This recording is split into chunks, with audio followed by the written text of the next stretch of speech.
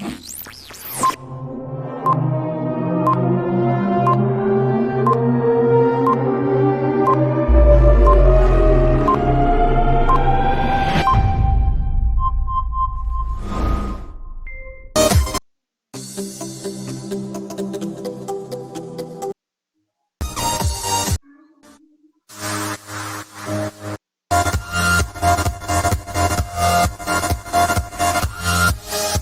a transmitir.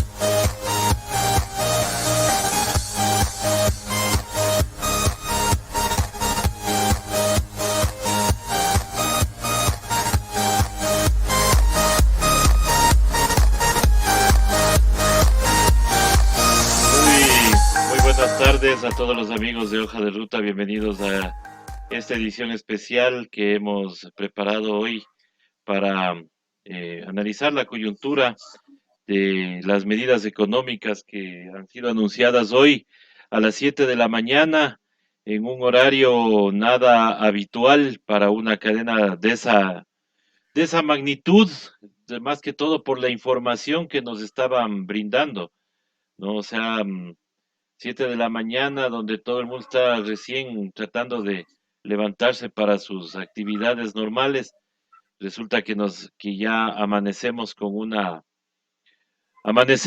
unas medidas económicas que hay que analizar, porque en el tono en la que el señor presidente las dijo, pues parece que nos están haciendo un favor.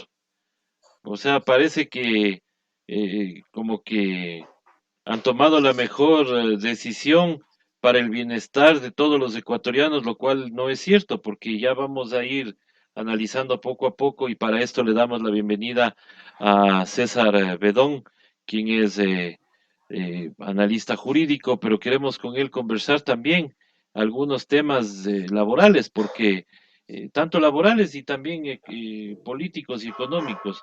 Muy buenas tardes, estimado Tocayo. Bienvenido nuevamente a Hoja de Ruta. Bueno, hay una disminución de la jornada laboral. ¿Qué implica esto? Porque mucha gente dice, bueno, son 2 horas menos nada más, o sea, tendremos más tiempo para otras cosas. Pero ¿qué significa realmente esta disminución de la jornada laboral? Estimado César, qué gusto poder saludarte, qué gusto a todos quienes nos ven a través del enlace de Hoja de Ruta. Bueno, es lamentable tener que empezar la mañana con ese tipo de noticias, tener que escuchar al presidente de la República, que ya per se te genera cierta resistencia, siempre te genera Así, él un grado de condición de subjetividad a lo que puede decir o de carga en contra de lo que él trata de expresar. Y la desconfianza que se tiene para el gobierno nacional siempre te va a generar que lo ves a él y son malas noticias definitivamente. Ya en el elemento fundamental, efectivamente, mi solidaridad para todos los compañeros servidores públicos, trabajadores y obreros del sector público. Lo que hemos visto el día de hoy, hemos escuchado al presidente de la República decirlo suelto de huesos, perdón, que solamente son reducción de 2 horas del horario de trabajo, lo cual obviamente en términos generales implicaría no mayores elementos, pero recuerda que la Constitución es muy clara. A un número, a un número determinado, o a igualdad de trabajo, igual de remuneración. Entonces eso implica que obligatoriamente debe existir o existe ya la reducción de los salarios de los servidores públicos, en este caso el trabajo de 6 horas, el trabajo de 6 horas que deberá ser en este caso ya establecido. Nosotros hablábamos inicialmente y estamos convencidos que tiene que hacérselo a través de una reforma del artículo 25 de la LOCEP. No cabe la condición del último inciso del referido artículo de la LOCEP, el cual te establece esa condición en la cual sí se puede hacer esa reducción del horario de trabajo. Pero sin embargo, cuando tú defines el horario ordinario de trabajo de acuerdo al 25, te establece claramente, son 8 horas en 5 días, 40 horas de las semanales. Entonces, en ese contexto, para que pueda existir tal reducción, para que se pueda aplicar lo que dice el presidente de la República, debe existir obligatoriamente una reforma a la LOCEP. Y no cabe bajo ninguna forma, como ya se ha escuchado a ciertos voceros del gobierno, decirlo que eso va a través de un instructivo, que se va a través de un acuerdo que lo realizará el Ministerio de Trabajo y se modificará. No, no cabe, porque en este momento hay que ser claros. Así es que en la Asamblea Nacional muchas veces el principio de legalidad se los pasa, como pasó el día sábado, incumplen o desconocen, eso no se puede aplicar, no se puede aplicar y es justo y es necesario que los servidores públicos y la ciudadanía reaccionemos, porque la ilegalidad no puede cambiar, la ilegalidad no puede generar que sigan existiendo y que sigan estableciéndose retrocesos de los derechos laborales de los trabajadores y empleados públicos. Ahora, hay muchas personas y muchos abogados que dicen que no es, que sí, o sea, está dentro de la, como decir, caminando por el filo de la inconstitucionalidad, pero que podría interpretarse como que no, porque se habla de un acuerdo entre partes, dice también el tema que se aprobó en la ley humanitaria, por ejemplo, de los trabajadores a nivel general. Eh, ¿Tú qué nos dices? ¿Puede ser inconstitucional o realmente puede interpretarse de alguna manera? Ya, verás, mira, hay que partir de una premisa general. Los derechos del trabajador son igual superiores, tienen una condición en la cual no se puede interpretar de manera que no sea beneficiosa o que no sea con el carácter regresivo. En ese contexto no se puede advertir ese tipo de análisis, no cabe ningún, ni resiste el mínimo análisis, no cabe bajo ninguna consideración. Ahora, lo que dice la ley humanitaria efectivamente es para el Código de Trabajo y hay muchos servidores públicos, en este caso los trabajadores y los obreros, que regresaron al Código de Trabajo gracias a la Corte, entre comillas, de lujo. Recordemos que en el 2015 en la asamblea de ese periodo aprobó unas enmiendas constitucionales en las cuales se incluyó que, o se unificaba que ciertos trabajadores, o mejor dicho, los trabajadores públicos que eran contratados desde ese momento ingresaban al régimen de servicio público bajo la LOCEP y se excluía del Código de Trabajo. Sin embargo, la Corte de Lujo pues echó abajo esta enmienda y todos los trabajadores y obreros ahora son parte de. En este contexto, les cabe a ellos que lamentablemente las empresas, como hemos visto el día de hoy, sin ninguna consideración, sin ningún consenso previo, sin ningún acuerdo previo, es decir, sin haber conversado, sin haberles notificado a los empleados y obreros del sector público, decirles, oigan, vamos a hacer este acuerdo, ¿qué les parece? ¿Estamos bien? ¿Estamos mal? No, directamente el gobierno nacional ha tomado la decisión. Y eso es lo que va a suceder también con la aplicación de la ley humanitaria. Y esa ley humanitaria es mucho más clara, porque ahí te dice que hay una imposición directa. No importa si tú te niegas, como trabajador el día de mañana tú te niegas, un grupo de trabajadores se niega, pero si la mayoría de los trabajadores aceptan firmar el acuerdo, se aplica para todos. Carácter impositivo, es un carácter que vulnera el derecho de los trabajadores de poder discernir, de poder debatir y fundamentalmente de tener conocimiento previo de los derechos que van a ser afectados y violentados. Entonces, bajo ese marco, obviamente lo que hemos visto el día de hoy, lo que hemos recibido los servidores públicos, obviamente implica lo que va a pasar el día después que se aplique o que ya esté publicado en el registro oficial la ley humanitaria. Ahora, respecto a la inconstitucionalidad y la legalidad, es un elemento bastante complicado que debemos nosotros, al menos los juristas, estar muy claros del alcance y de la forma. Mira, la ley humanitaria es inconstitucional por la forma. Está mal aprobada. Uh -huh. El hecho mismo del contenido del elemento subjetivo de la norma y la aplicabilidad de la objetividad no tiene nada que ver lo uno con lo otro, pues la declaración del espíritu de la ley habla de la reactivación económica, de la reactivación familiar, del aporte voluntario, pero al final del día lo que menos hace esa ley es eso. Entonces tienes ahí un conflicto en técnica legislativa referente al contenido de la norma y el desarrollo y la aplicabilidad de la misma. Entonces, por la forma, eso es inconstitucional. Muchos juristas he leído que hablan de que la derecha efectivamente se jugó en las líneas rojas casi al filo de la navaja para eliminar ciertas inconstitucionalidades. Yo concuerdo con ello, porque, por ejemplo, el tema de negociar el horario y negociar el incentivo económico o los sueldos económicos ya lo prevé nuestro Código del Trabajo, pero por cierto tiempo y por ciertas condiciones. Pero ahora ya lo regularizan como la normalidad. Entonces, ahí hay un elemento de constitucionalidad y legalidad bastante fino que se debe analizar, pero inicialmente bajo el contexto que está ya aprobado, es muy difícil dar esa conclusión. En cambio, en el tema de los servidores públicos hay que esperar, porque mira, y esto es, hay que tener en cuenta, sobre todo los servidores públicos y la ciudadanía. Esto no implica que el gobierno nacional te informa que lo va a hacer o que lo va a aplicar, sino te informa cuando ya lo está aplicando.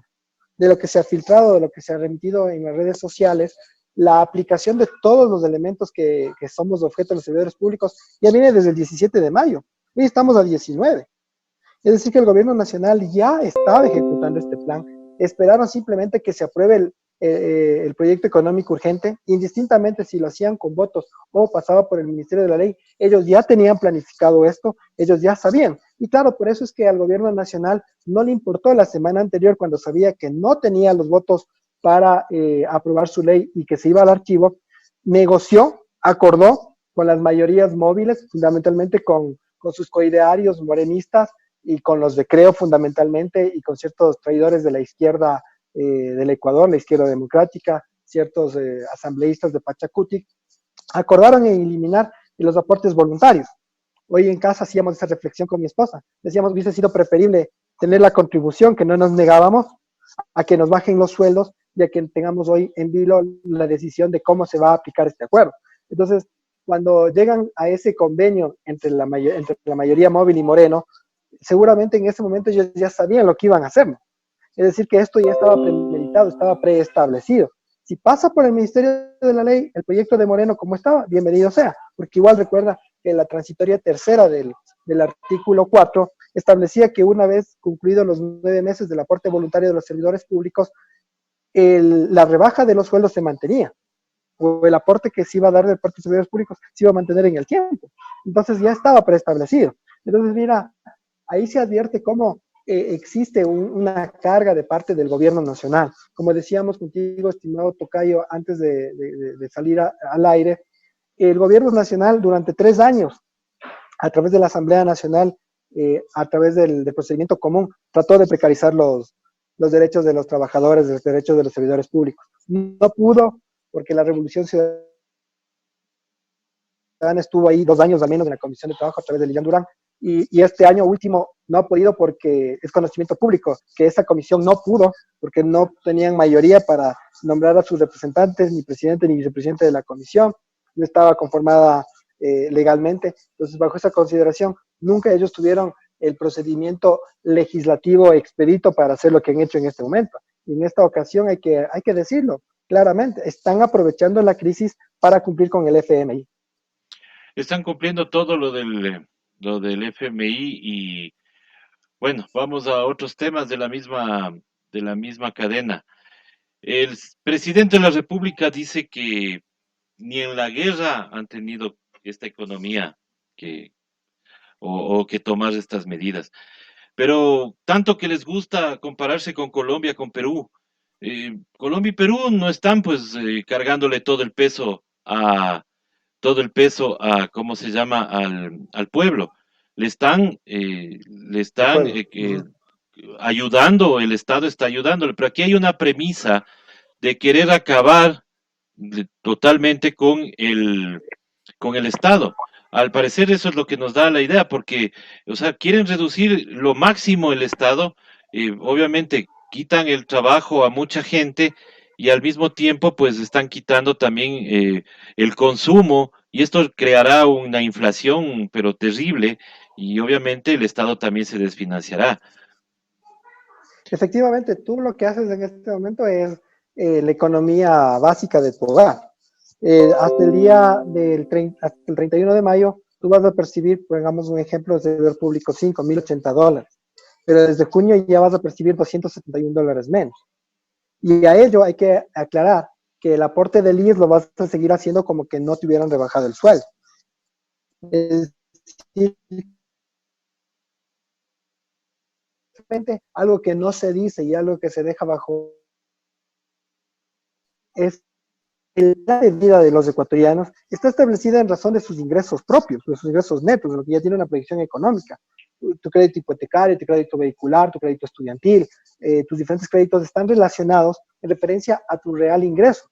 Sin embargo, con estas medidas, lo que primero hacen es afectar al ingreso familiar y por ende que ya no puedas cumplir con tu plan de vida. En ese contexto, automáticamente es una cadena, porque yo ya no voy a poder adquirir bienes y servicios permanentemente, tendré que hacer ciertas restricciones, tendré que tal vez analizar la posibilidad de sacar a mis hijos de la guardería, de sacar de cierta unidad educativa privada, o hacer ciertas condiciones en las cuales no necesariamente van a generar inversión ni tampoco van a generar dinamización del mercado. Al contrario, al menos en ciudades en las que yo me encuentro, en la Tacunga, la mayoría de servidores públicos ni siquiera están catalogados como SP.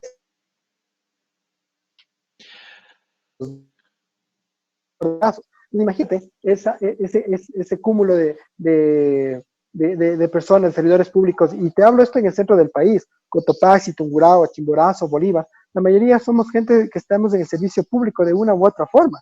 Entonces, en ese contexto se reduce el grado de capacidad de adquisición y por ende la cadena de consumo se va a ver disminuida, entonces no va a existir tal reactivación económica si se quería por ese lado.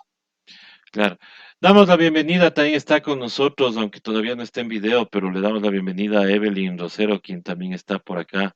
Esperemos que nos esté escuchando para ver si también se nos une a la conversación. Estimada Se Evelyn, está ¿estás por ahí? entrecortando, Tocayo. Sí, sí, se está entrecortando. Parece que tenemos problemas con el internet también, pero no, no sé si sea por allá, mi estimado amigo, porque acá estamos transmitiendo medio bien.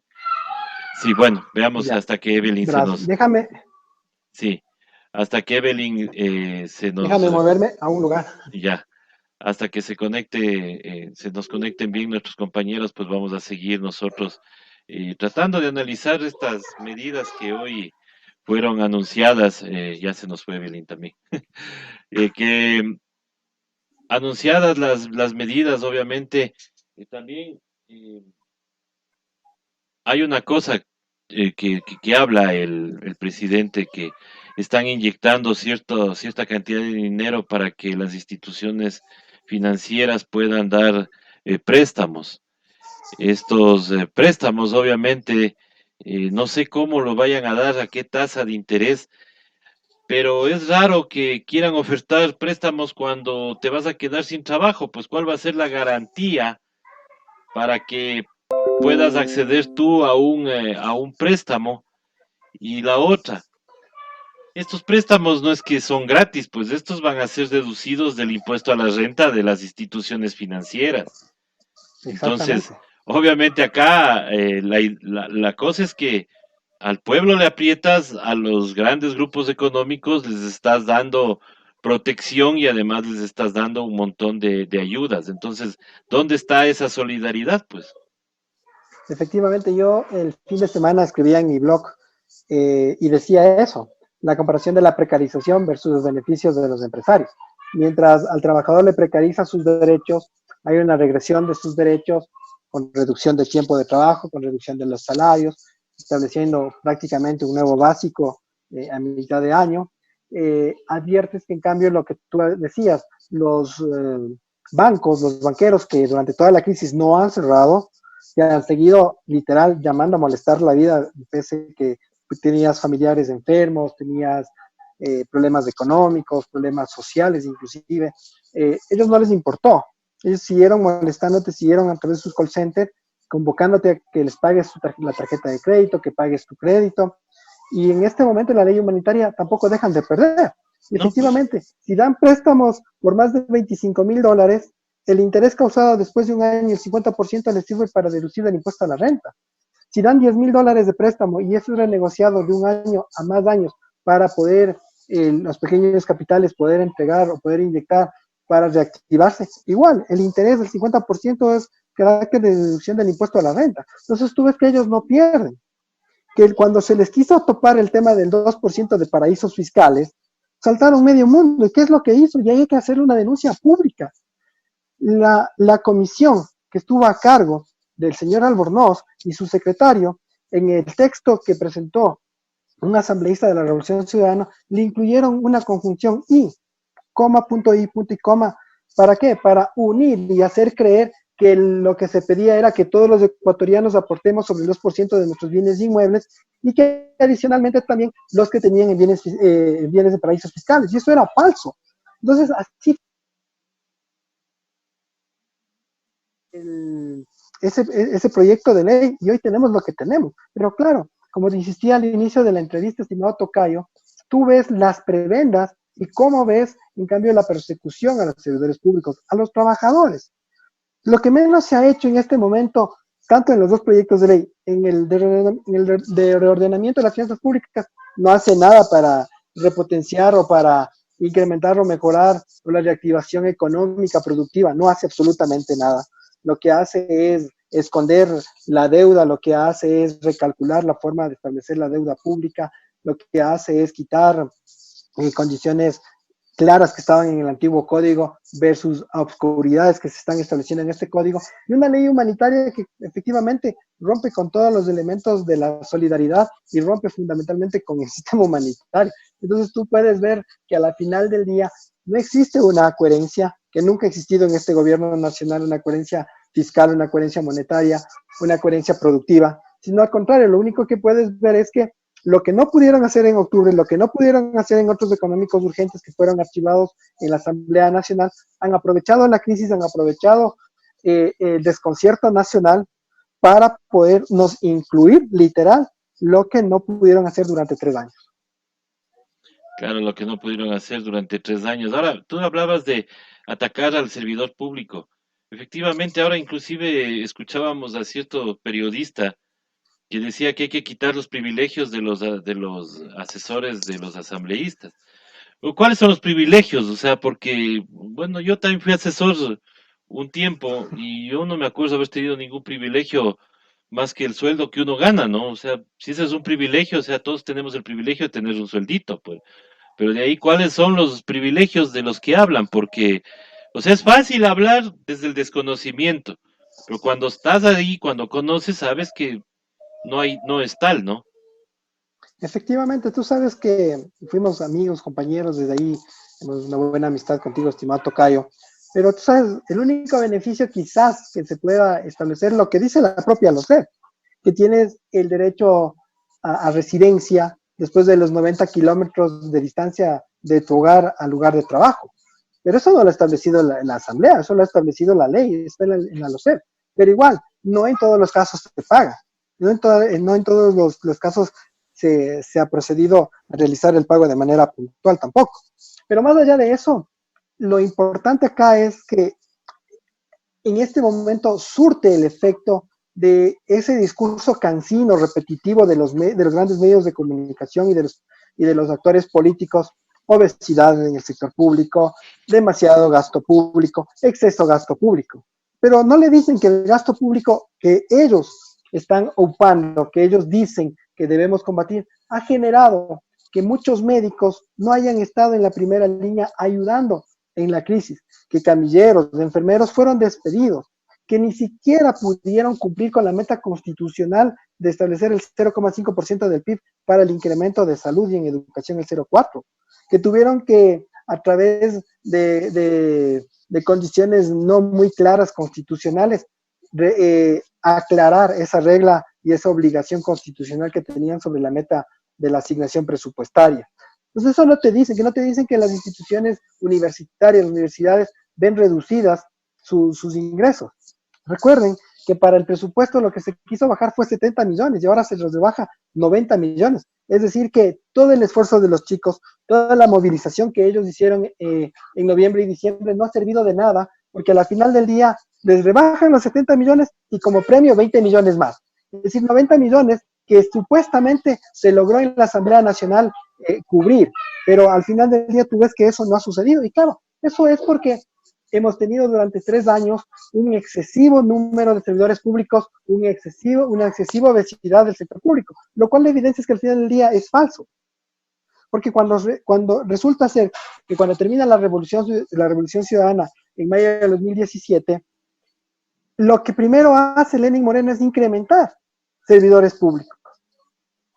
Claro. Eso fue lo que hizo, de 370,000 a cerca de 400,000 servidores públicos. Entonces, si había tal exceso en gasto público, ¿por qué no efectivamente cumplieron con esa reducción? Al contrario, lo incrementaron. Entonces, pero tú ves más allá de eso, que indistintamente de haber incrementado el número de servidores públicos, lo que hicieron fue destruir el servicio público ecuatoriano. Tal vez muchos jóvenes, los chicos, no recordarán, los menores a 24, 25 años, no recordarán cómo era nuestro sistema de servicio público. No habían los centros de atención ciudadana, por ejemplo, aquí en La Tacunga, el CAC La Tacunga. No habían las plataformas gubernamentales. ¿Cómo era el registro civil? Eso no recuerdan. Todo eso fue inversión y eso es gasto público. Y eso es lo que no hay ahora. Recuerdan a un ministro decir, y al propio presidente, decir que los grandes hospitales ya no estaban de moda, que era difícil administrar. Claro, cuando eres irresponsable, cuando eres incompetente, cuando eres inoperante, debe ser difícil de manejar. Pero cuando tienes políticas públicas claras, cuando tienes políticas públicas coherentes y tienes un proceso, como se dejó a través de la Revolución Ciudadana, inclusive en tomos, en libros, de cómo se tienen que hacer las cosas, vas a ser eficientes las cosas. Y lo que menos ha hecho este gobierno es ser eficiente y eficaz con los recursos públicos de los ecuatorianos. Y a eso sumado el constante atropello de parte de los medios de comunicación en contra de los servidores públicos, que el único pecado nuestro es haber accedido, haber creído en la doctrina de que los servidores públicos somos quienes hemos sido elegidos para manejar de mejor manera la cosa pública, que debemos tener inclusive mucho más cuidado que en el manejo de la propia cosa, de la cosa propia, porque su incumplimiento o su inobservancia será sancionado por un cuasi delito, por culpa leve. Entonces, tú te quedas y dices, pero ¿por qué? ¿Por qué los servidores públicos? ¿Qué les hemos hecho para que nos persigan? ¿Qué les hemos hecho para que siempre, en cualquier medida económica que se tome, lo primero sean los servidores públicos? Lo único que hemos hecho es cumplir con nuestras competencias, pero algo que no se dice también es que tenemos la persecución permanente de la Contraloría, y de esta Contraloría fundamentalmente de un Contralor que hasta el día de hoy no presenta sus credenciales. Hasta el día de hoy no se ha presentado a la Asamblea Nacional para posesionarse. Hasta el día de hoy no demuestra que, de acuerdo al llamamiento de concurso que se dio para que Carlos Polit sea Contralor, se pedía como requisito ser abogado o auditor, no sociólogo. Somos perseguidos constantemente. Somos determinados responsabilidades administrativas, civiles y penales. Entonces tú dices, bajo esa esfera, que si el día de mañana yo me equivoco en un procedimiento, tal vez por la emergencia, tal vez por la necesidad, por la urgencia de adquirir cierto insumo o realizar tal actividad, el día de mañana puedo ser sancionado de 1 a 20 salarios básicos, es decir, de 400 a 8,000 dólares. Eso no le dicen a la gente. Que si por ahí existió algún problema administrativo, el incumplimiento de una firma, o tal vez en algún proceso administrativo por la urgencia, en este caso de la emergencia, no se saltó por negligencia o por mala fe algún procedimiento, pero sucedió algo, vas a ser responsable civilmente. Entonces, ese es también el grado que tenemos los servidores públicos, que debemos cumplir constantemente con nuestras competencias. Así es, mi estimado Tocayo. Vamos a darle la bienvenida ya en estos últimos minutitos que tenemos por cuestiones de conexión de este Zoom, que ha sido solamente con tiempo, pero y ni las estrategias nos sirvieron ahorita, pero vamos a darle la bienvenida a Verónica Lapo, con quien también queríamos conversar sobre estos temas de las medidas económicas, especialmente en lo laboral, que es tu tema, mi estimada Berito. Muy buenas tardes. Cuéntanos, ¿cómo te cayó las medidas económicas a las 7 de la mañana? Hola César, hola César. Hola, Eh, como- sí, súper complicado. Esto nos perjudica realmente a toda la ciudadanía en general, no solo a unos.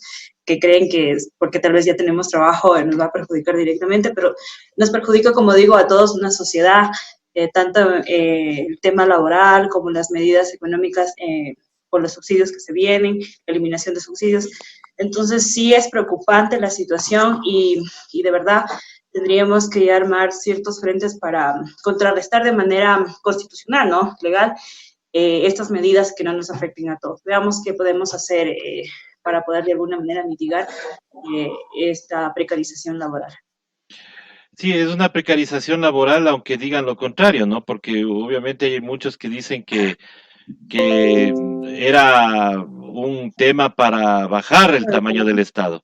¿Tú crees que esto realmente sea para bajar el tamaño del Estado o porque realmente les cayó como anillo al dedo, pues esta, mm, esta pandemia que en definitiva lo que ha hecho es, lo que ha hecho es que las medidas que estaban buscando se les facilite, ¿no? O sea, porque esto estaban buscando desde hace rato. Así es, de acuerdo a las declaraciones del gobierno, amigo, del mismo presidente Moreno, ya tenía los que les rodean al gobierno, los que están gobernando con él, que todo el mundo conocemos qué partidos políticos son, qué actores en el tema económico, ya tenían esa intención, ¿no? El coronavirus simplemente fue una excusa para poder de alguna manera ejecutar todas estas medidas. Esto ya lo tenían planeado, es como todos sabemos, imposiciones del FMI en base a la carta que firmaron, entonces ya era algo previsto. Simplemente, como digo, el tema del virus fue un pretexto para poder ejecutar estas medidas. Y es Claro, terrible la situación. Ajá. así es, exactamente. Solamente fue un pretexto que se les presentó. Y bueno, pues ahora, ¿cuál sería y les pregunto a los dos antes de irnos ya, les pregunto, ¿cuál sería pues entonces la forma de reaccionar del pueblo ecuatoriano? Porque estamos siendo afectados todos, no solamente los servidores públicos, porque el tema de la gasolina, todo eso, nos afecta a todos, pues. Sí, efectivamente, eh, la condición aquí, tenemos las armas constitucionales. Más allá de las acciones que se deban presentar, como habíamos hablado al inicio de la entrevista, por el fondo y la forma de la inconstitucionalidad de los proyectos, hay las calles. Tenemos el derecho legal, constitucional, el derecho a la resistencia, una resistencia pacífica, una resistencia que debemos cumplirla como ciudadanos, porque a la final del día quizás pensemos que como no soy trabajador público, como no soy trabajador privado, tal vez no me afecta, pero como habíamos hablado ya en el encadenamiento de la producción, del consumo, todos van a ser afectados, porque ya no vamos a tener el mismo poder adquisitivo, ya no vamos a tener la misma condición que lo tuvimos hasta antes de la pandemia. Si las medidas económicas absurdas, ilegales e inconstitucionales del gobierno se hacía difícil para todos, mucho menos ahora con esto que la ley humanitaria y con el paquetazo para los servidores públicos del día de hoy. Entonces, en ese contexto, la única forma, la única consideración es salir a las calles, pero de manera pacífica y presentar pliegos, decirle al gobierno, aquí sí hay soluciones. ¿Recuerdan las Nutelas? Pongamos, vamos nuevamente a los aranceles, focalicemos ciertas restricciones a las importaciones, ciertas restricciones a las exportaciones, o sea, para evitar la salida de dólares, para evitar la salida de divisas y poder precautelar ingreso de divisas, que es lo que necesitamos en este momento. Pero la solución está ahí. El presidente, el presidente Correa lo ha dicho varias veces. ¿Cuáles son las acciones que se podrían realizar? Por ejemplo, suspender la adquisición de bienes superfluos, bienes no necesarios básicos para la producción, bienes necesarios básicos para el hogar, que se los puede castigar, sí, hay que castigarlos en este momento, porque los padres de familia no vamos a estar en la capacidad de comprar una laptop, de comprar un teléfono de alta gama, sino al contrario, debemos prever qué condiciones sí van a ser necesarias para generar producción, para generar y salvaguardar el empleo, pero no bajo las condiciones que lo hace el presidente. Entonces, nos piden, y el ministro ha sido claro, que no simplemente seamos teóricos. Perfecto, no seamos teóricos, vamos a ser prácticos. Pero la práctica también hay que hacerla en la calle, mi estimado Tocayo y mi estimado Benito. Así es, Berito, y para también ir finalizando, ¿tú crees que esta disminución que va a haber de sueldos va a afectar en el tema de la seguridad social, porque esto es un tema también que preocupa, ¿no? Porque, o sea, tú vas a, de acuerdo al tuit de la señora María Paula Romo, dice que los aportes al IES de los trabajadores van a ser igual a la remuneración, o sea, sin ningún problema. Pero de los patronos sí, ellos aportarán solamente lo que paguen, pues en este caso. ¿Tú qué opinas en este tema, Berito? Sin duda alguna, esto afectaría a todos los trabajadores que estamos bajo relación de dependencia. Y si es tal cual lo dijo la ministra, habría que ver primero cuál sería, cómo estaría emitida la norma. Entonces, en base a eso, poder dar un criterio más, digamos que formado. Pero de acuerdo a lo que expresó la ministra, obviamente esto reduce aún más la remuneración de los trabajadores y trabajadoras del país. Entonces, es metida de mano al bolsillo por todo lado. Y solo para complementar lo que había dicho César, el colega César, que claro, sin duda nos queda el tema de utilizar las medidas, acciones jurídicas y también la resistencia, pero siempre y cuando con medidas de seguridad. Tampoco queremos ser irresponsables, digamos. Sin embargo, la gente ya se ha dado cuenta de esto. En muchos lugares del país ya han tomado medidas de resistencia, en Loja, en El Oro.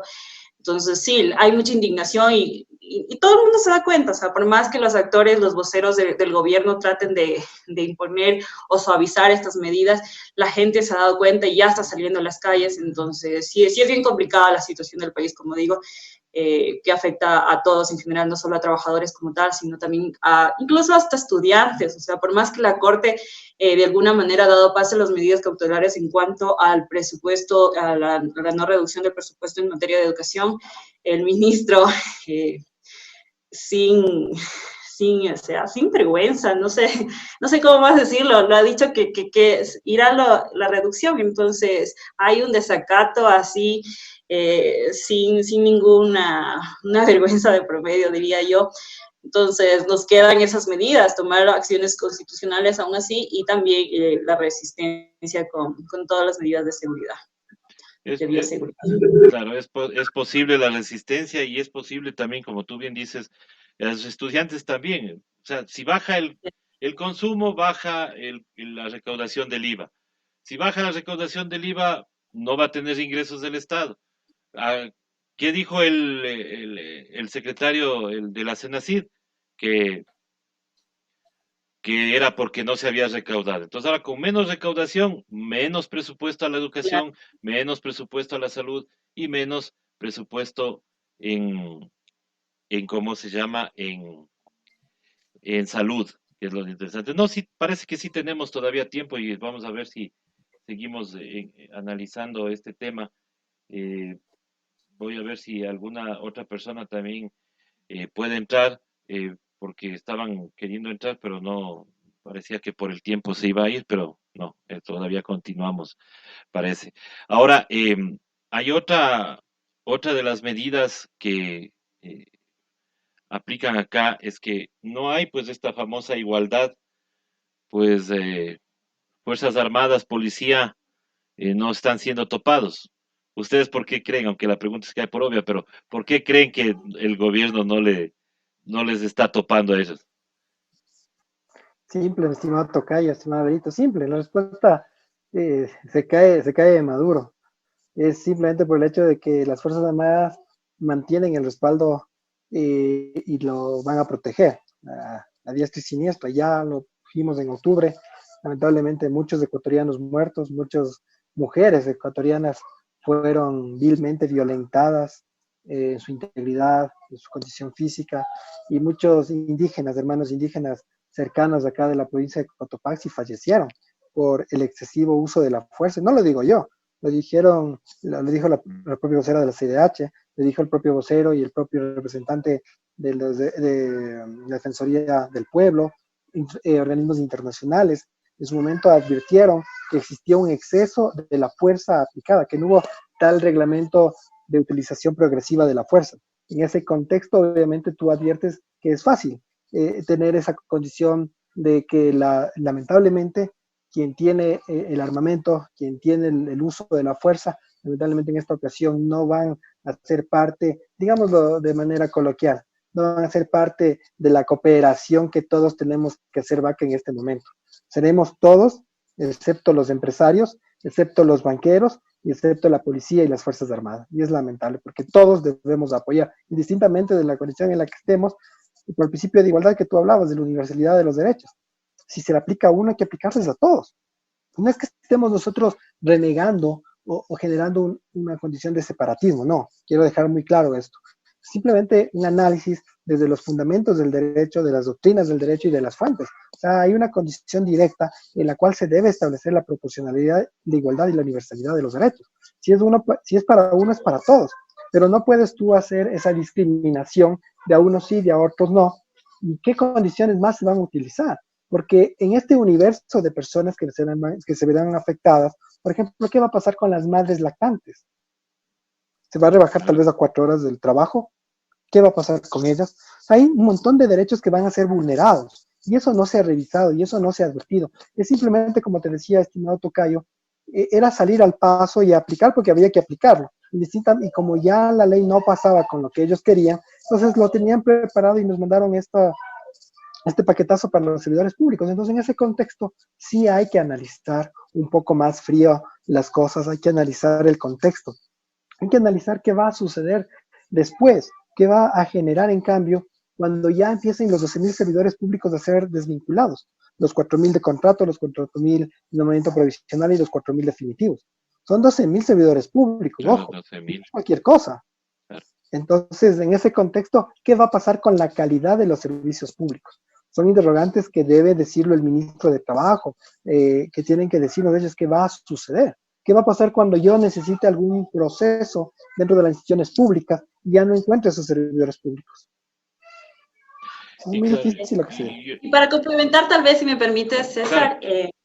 lo que decía César Badón es obviamente, sin duda, lo que está pasando en la realidad. Sin embargo, sí creo que hay que recalcar que el gobierno nos venía diciendo que no había presupuesto, que no hay dinero. Sin embargo, antes de que pase todo esto, ya vimos nosotros una policía súper equipada, que con trajes hasta de Robocop. Entonces, el tema del presupuesto, bueno, además de otras circunstancias, ¿no? Que se gastaron el dinero en circos y otras cosas más. Vemos una policía, como digo, equipada y así protegida, mientras que en el tema de la pandemia a médicos sin protección, muriéndose por la negligencia del Estado. Entonces, el tema de que no hay presupuesto es muy relativo en consideración que han utilizado el presupuesto que hay para otros fines, para cuidarse ellos, para permanecer en el poder, incumpliendo incluso su mismo discurso, ¿no? Recordemos que Moreno una vez dijo que si el pueblo ecuatoriano decía que ya no está en poder, ya se iba a hacer un lado, algo así en contexto. Al final nada cumple, ¿no? Todas son mentiras. Sí, y sin duda alguna, enfatizando, como digo, esta situación nos perjudica a todos. Incluso creo yo que deberíamos hacer una reflexión ahí al respecto, por ejemplo, el tema de los policías que no les toca la remuneración. Ellos también deberían hacer reflexión en esto, porque si hay miles de gente que se queda sin trabajo, sin empleo, va a haber la mendicidad, la delincuencia, la inseguridad. Entonces, ellos también se van a sentir de alguna manera vulnerados y desprotegidos. Entonces, esto es algo integral, no es que solo porque yo estoy bien, porque yo tengo un trabajo y que tal vez me descuenten o no me va a afectar. No es así, esto, como digo, nos afecta a todos porque hay familias que se van a quedar sin empleo, va a haber va a haber mendicidad, va a haber inseguridad, entonces va a ser insostenible esto, que incluso vamos a llegar hasta la migración. Es bien complicada la situación, no es algo simple o algo como quieren imponernos los medios tradicionales. Claro, no es tan simple porque yo ponía en la mañana una frase que claro que no es mía, pero que queda muy bien, que es que cuando el 50% de la población tenga hambre, el otro 50% no va a poder dormir, porque lo que se viene es un estallido, una ola delincuencial. No vamos a justificar, obviamente, que sea el fin de todos los que nos hemos quedado sin trabajo, pero ¿qué va a pasar en la inmediatez, no? Porque tienes que pagar deudas. Los bancos no te han perdonado en estos 63 días que hemos estado adentro. Los bancos lo primero que han hecho es autorizar tus descuentos rapidito. Te cae algo de plata y descuenta. Y claro, aquí con Así la es, famosa frase de honrarás las deudas, hay alguien que no honra el hambre. Eso es así es. el, Y el, estimado el César, otro. estimado Berito, hay que tener en cuenta que el problema del no cumplimiento del aislamiento social fue el hambre. Así es. Fue que la gente no tenía cómo producir, no tenía cómo obtener un alimento diario para su mesa y tuvo que romper el aislamiento. Era morirse de hambre o morirse por la pandemia. Entonces ahora nuevamente va a ser cuando ya superemos la crisis de la emergencia sanitaria, nos vamos a morir de hambre, los servidores públicos que nos quedemos sin trabajo, los servidores públicos que veamos afectados nuestros ingresos. Entonces va a ser un cataclismo, como decía Berito, es un tema muy complicado, es un tema social que va a detonar, yo creo que una crisis mayor que la que se vivió en el 99 con la dolarización. Así es, súper mayor, creo yo, bien complicada. Sí, la verdad es que el estallido social parece que sí se viene y se viene más fuerte, ¿no? Porque, o sea, lo que está esperando la gente es que más o menos les digan, bueno, cambiemos de semáforo y estamos medio medio. O sea, no sé, Guayaquil, no sé cómo irá, qué irá a pasar el día de mañana, ¿no? En Guayaquil, ahí yo tengo más miedo que acá mismo en Quito. Aunque aquí en Quito también las cosas se están poniendo feas, pero el, el asunto es que con todas estas medidas, y aparte hay otra cosa se nos está yendo. Cerrar empresas y empresas que pueden ser rentables, especialmente para un grupito de mayorista de turismo de aquí del Ecuador, el ferrocarril. Cerrar el ferrocarril y querer cerrar Tame me parecen los errores más grandes de este gobierno, los peores, creo yo, aparte de todos los errores que ha cometido.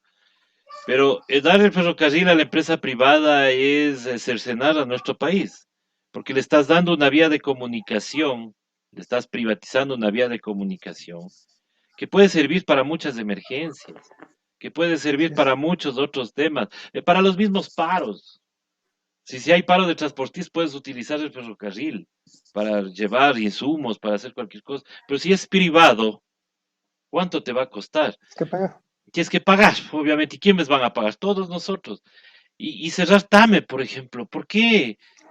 O sea, estamos, yo digo, alguien me dijo ahora en la mañana, estamos en tanto nos quejábamos de ser la Venezuela de Maduro, que estamos siendo la Argentina de Macri. O sea, ni más ni Ujú. menos la Argentina Peor. de Macri, ¿no? Es espeluznante saber que estamos llegando a eso.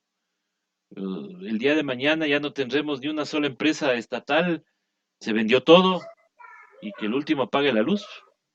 Ah, y los medios públicos, que es otra de las cosas que también cierran.